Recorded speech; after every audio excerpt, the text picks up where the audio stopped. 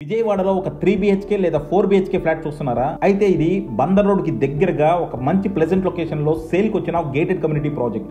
ఇంకా ఆలస్యం చేయకుండా కింద డిస్క్రిప్షన్ ఉన్న కాంటాక్ట్ నెంబర్ కి వాట్సాప్ కాల్ చేయండి. Welcome to icon politics. గతంలో ఎప్పుడు అసెంబ్లీ సమావేశాలు ఇంత ఆసక్తికరంగా ఎన్నడూ లేవు. ఇప్పుడు ఎందుకు ఆసక్తికరంగా మారినాయి అంటే ఒక పక్క 11 స్థానాలతో వైనాట్ 175 అన్న వ్యక్తి 11 స్థానాలతో అసెంబ్లీలో అడుగు కూడా పెట్టలేకపోతున్న పరిస్థితి అక్కడ ఉంటే, ఈ సమయంలో చంద్రబాబు నాయుడు గారు అయ్యన్న పాత్రుడు గారినేమో స్పీకర్ చేశారు అంతకు ముందు. ఇప్పుడేమో రఘురామకృష్ణరాజు గారినేమో డిప్యూటీ స్పీకర్ గా చేశారు. మరి అసలు ఇలాంటి ఆసక్తికర సందర్భంలో అసలు అసెంబ్లీ సమావేశాలు ఎంత ఆసక్తికరంగా మారాయి అనేది ఒకసారి రఫీ గారి మాటల్లో తెలుసుకునే ప్రయత్నం చేద్దాం. సార్ నమస్తే. సార్ నమస్తే.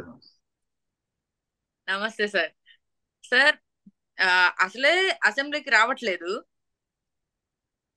మన పులివెందుల ఎమ్మెల్యే. ఇప్పుడు అసలు వస్తారంటారా? రఘురామకృష్ణరాజు గారు వస్తే ఆయన కౌంటర్స్ ఎలా ఉంటాయి? మొన్న ఆల్రెడీ మీరు రండి, మేము జాగ్రత్తగా చూసుకుంటాం అని చెప్పి రఘురామకృష్ణరాజు గారు చెప్పారు.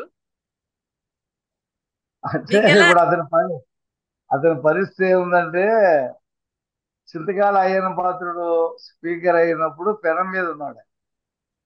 ఇప్పుడు రఘురామకృష్ణరాజు గారు డిప్యూటీ స్పీకర్ అవడంతో పొయ్యిలోకి వెళ్ళిపోయాడు. అసలు పరిస్థితి చాలా దారుణంగా ఉంది. పెనం మీద నుంచి పొయ్యిలోకి వెళ్ళిపోయినటువంటి పరిస్థితి ఉంది. ఎందుకంటే అతను అసెంబ్లీకి వెళ్లకుండా ఎగ్గొట్టాలనేది అతని ఉద్దేశం. ఏది ప్రతిపక్ష నాయకుడు హోదా లేదని కాదు. కాంగ్రెస్ పార్టీకి ఉమ్మడి రాష్ట్రంలో 1999లో అనుకుంది వాళ్ళకి ప్రతిపక్ష హోదా రాలా.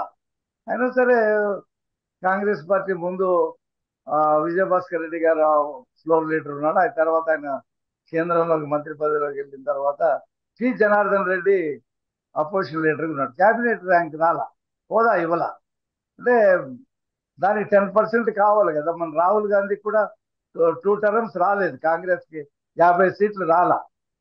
ఇప్పుడు వచ్చింది 100 సీట్లు దాకా. అతను దర్జాగా ఎల్ఓపి అంటే లీడర్ ఆఫ్ అపోజిషన్కి వెళ్ళాడు. ఇతనికి తెలుసు అవన్నీ కూడా. ఎలా ఎక్కొట్టాలా, వెళ్తే అయ్యన్న పాత్రుడు తినేస్తాడు. ఇక ప్రతిదీ దానికి జవాబు చెప్పమంటాడు. ఈయన హయాంలో జరిగిన ఇప్పుడు రోజుకొక కుంభకోణం వస్తుంది, చూశారు కదా మీరు. సిఐడి సంజయ్ ఏ రకంగా కంపెనీలు పెట్టి ట్రైనింగ్ పేరు మీద 1 కోట్లు దోచేశారు. ఇవన్నీ వస్తున్నాయి. 2000 ఎకరాలు కడపలో ఇవన్నీ వచ్చే రోజుగా ఒకటి వస్తుంది. పాతవి కూడా లింక్ చేస్తారు. దానికి అతను జవాబు చెప్పకపోతే మొత్తం చాటేది కదా. అసలు వెళ్లకుండా ఉంటే మంచిది కదా. పోనీ ఎమ్మెల్యేలను పంపిస్తే వాళ్ళని అడుగుతారు, మీ నాయకుడికి చెప్పండి ఏమైంది ఇది అని చెప్పి. అందులో పెద్దిరెడ్డి కూడా ఉన్నారు. పెద్దిరెడ్డి కుంభకోణాలు కూడా బోల్డ్ ఉన్నాయి. ఆ మదనపల్లి ఫైల్స్ కాల్చిన దాంట్లో లేటెస్ట్ ఇవన్నీ కూడా తప్పించుకోవాలంటే అసెంబ్లీకి వెళ్ళకుండా. దానికి ప్రతిపక్ష నాయకుడిగా నాకు ఇవ్వలేదు, మైకు 2 నిమిషాలు ఇస్తారు. నువ్వు వెళ్తే కదా 2 నిమిషాలు ఇస్తారో 2 గంటలు ఇస్తారో 20 నిమిషాలు ఇస్తారు తెలియదు. ముందే చెప్పేస్తారు 2 నిమిషాలు ఇస్తారు. 2 నిమిషాలు ఎలాగిస్తారు? సబ్జెక్ట్ని బట్టి కదా, సబ్జెక్ట్ ఉన్న సీరియస్నెస్ని బట్టి కదా ఇస్తారు. కాబట్టి అతనికి భయం. వెళ్తే నన్ను ఆడుకుంటారు, నేను మరీ దొరికిపోతాను, ఇప్పుడున్న పరువు కూడా ఉండదు అని చెప్పి అతను వెళ్ళకుండా మిగతా వాళ్ళని కూడా వెళ్ళకుండా చేస్తా ఉన్నాడు. ప్రతిపక్ష నాయకుడు హోదా ఇచ్చినా వెళ్ళడు. నిజంగా ఏదో ఏడుస్తున్నాడు అని చెప్పేసి పిల్లోడికి చాక్లెట్ ఇచ్చినట్టుగా, సరే ఒక ప్రతిపక్ష నాయకుడు క్యాబినెట్ ర్యాంక్ ఇచ్చి ఇంకో 2 స్టాఫ్ ఇచ్చేసి నీకుందా ప్రతిపక్ష నాయకుడు రా శాసనసభ కంటే, అప్పుడు మళ్ళీ ఏదో కుంటి సాకు చెప్తాడు. కాబట్టి అతను వెళ్ళకూడదు అనేది అతని ఉద్దేశం. అయితే ప్రజల్లో ఈ విషయం బాగా అతను చులకన అయిపోయాడు. అసలు ప్రజలు ఎన్నుకుంది అసెంబ్లీకి. నువ్వు పులివెందు ఎమ్మెల్యే అయినా రాష్ట్రం గురించి అవసరం, దేశం గురించి కూడా మాట్లాడవచ్చు. అసెంబ్లీ దేశ సమస్యలు మాట్లాడవచ్చు, ఇతర జిల్లాల్లో జరుగుతున్న విషయాలు కూడా మాట్లాడవచ్చు. పులివెందుల నియోజకవర్గం గురించే మాట్లాడు. అయితే ముఖ్యంగా పులివెందుల ప్రజలు మా ఎమ్మెల్యే ఏం మాట్లాడుతున్నారని వాళ్ళు చూస్తారు. ప్రజలు మాజీ ముఖ్యమంత్రి జగన్మోహన్ రెడ్డి ఏం చెప్పాడు ఈ ఇష్యూ మీద అని చెప్పేసి చూస్తారు.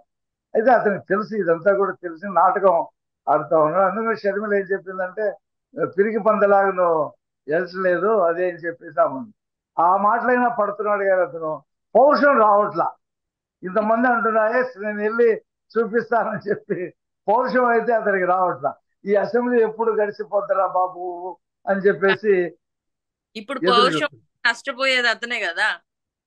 అదే ఇప్పుడు అసెంబ్లీకి వెళ్ళకపోతే సభ్యత్వం రద్దు అనేది 3 రకాలుగా ఉందండి.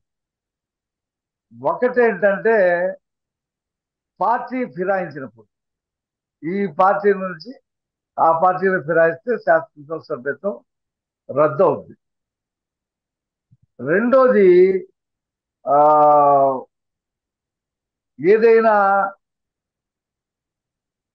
ఈ కుంభకోణాల కోర్టు ఏదైనా తీర్పు చెప్తే శిక్ష పడితే 2 సంవత్సరాల కంటే ఎక్కువ శిక్ష పడితే ఏ కేసులో అయినా కానివ్వండి, అది కరప్షన్ కానివ్వండి లేకపోతే ఇతర ఆరోపణలు కానివ్వండి పరువు నష్టం కానివ్వండి, 2 సంవత్సరాలకి మించి శిక్ష పడితే ఆటోమేటిక్గా సభ్యత్వం రద్దు. రాహుల్ గాంధీకి ఏదో చిన్న మేజిస్ట్రేట్ కోర్టు చేశారని చెప్పి ఎంపీగా రద్దు చేశారు. కోర్టులు కూడా ఖాళీ చేయించేశారు కదా. తర్వాత సుప్రీంకోర్టు నుండి తీసుకొచ్చా గెలిచాడు అనుకోండి. అక్కడ ముందు సభ్యత్వం రద్దు. మూడోది ఏంటంటే అసెంబ్లీ సమావేశాలు ఎన్ని రోజులు జరిగినా 60 రోజులు కనుక అతను వరుసగా సమావేశాలకి రాకపోతే ఆటోమేటిక్గా ఆ ఎమ్మెల్యే సీటు ఎంపీ సీటు రద్దయిపోతుంది. అన్లెస్ స్పీకర్ పర్మిషన్ తీసుకొని నేను ఈ సమావేశాలు రాలేకపోతున్నాను, నాకేదో శస్త్రచికిత్స ఉంది, నాకేదో పని మీద నేను విదేశాలు వెళ్తున్నాను, ఇలాగ స్పీకర్ పర్మిషన్ తీసుకుంటే దానికి ఎగ్జంప్షన్ ఉంది. స్పీకర్ నేను అడగటం ఏంటి, నేను అసెంబ్లీకి వెళ్ళటం ఏంటి, నేను మా ఇంట్లోనే ఒక అసెంబ్లీ సెట్ చేసుకొని వీళ్ళందరినీ కూర్చోబెట్టుకొని అదే ఇప్పుడు అంటే అసెంబ్లీ సమావేశాలు 60 రోజులు జరగాలి. ఇతను మంకుపట్టు అలాగే ఉండాలి. బహుశా ఇప్పుడు ఒక 10 రోజులు జరుగుతున్నాయి, అంతకు ముందు ఒక 5 రోజులు జరిగినాయి, 15 18 రోజులు జరగవేమో కదా సార్. అంటే సెషన్స్.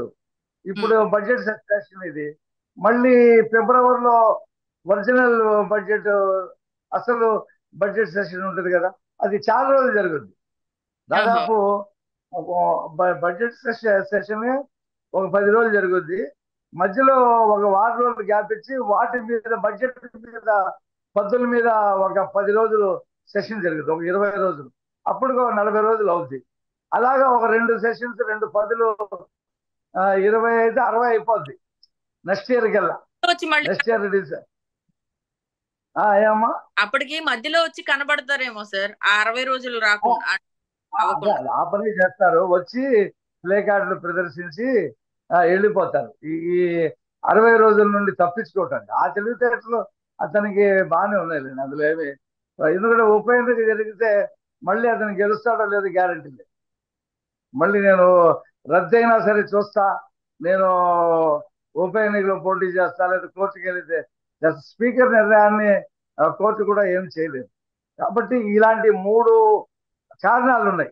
అతనికి ఏ కోర్టు అయినా సరే 2 సంవత్సరాలు జైలు శిక్ష పడే పరిస్థితి ఉంది భవిష్యత్తులో, అప్పుడైనా రద్దు అవుద్ది. పార్టీ ఫిరాయింపు జరగదు కాబట్టి ఆ నిబంధన ఇతనికి వర్తించింది. ఇతను ఏ పార్టీలోకి వెళ్తాడు? ఇంకా ఈవెన్ తెలుగుదేశంలోకి జనసేనలోకి బీజేపీలోకి వస్తా ఉంటే వాళ్ళు తీసుకోవాలి కదా ఇతన్ని. కాబట్టి ఆ పరిస్థితి అయితే ఇతనికి ఉండదు. అతను ఎమ్మెల్యేగా మాత్రం అతను ఫీల్ అయిపోతా ఉన్నాడు బాగా లోపల. మీకు గుర్తుందో లేదో, ఎలక్షన్ అయిన 2వ రోజు ఎప్పుడు అతను ప్రెస్ మీట్ పెట్టి నాకు వైరాగ్యం వచ్చేసింది, నేను హిమాలయాల్లోకి వెళ్ళిపోవాలని చెప్పేసి అనుకున్నాను, ఈ రాజకీయాలు వదిలేసి అనిపించింది నాకు అదేం చెప్పేసి అన్నాడు. మళ్ళీ తమాయించుకొని నాకు 39% ప్రజలు ఓటేశారు, వాళ్ళ కోసమైనా నేను రాజకీయాలు ఉండాలని చెప్పి ఆగానని చెప్పి ఉత్తర కుమారుడు ఆ, ఐ- మా ఎమ్మెల్యేలందరూ ప్రగతి బాధ్యత. సార్ సార్ సార్ మనకి 39% ఓటింగ్ ఉంది, మీరేంటి ఇలా ప్రకటించేశారని. చెప్పుంటా అది ఏం లేదు. ఇకనే ఒక మాట అన్నాడు, అన్నది నిజమే, ఊహించుకున్నాడు భవిష్యత్తులో ఏం జరగబోతుంది, నేను చేసిన అవినీతి తప్పులు ఇవన్నీ కూడా బయటకు వస్తాయి కదా అని చెప్పి భయపడ్డాడు. అయితే అతను మళ్ళీ ఆ రకమైనటువంటి ప్రయత్నం ఇప్పుడు ఆ రజనీకాంత్ ఉన్నాడు.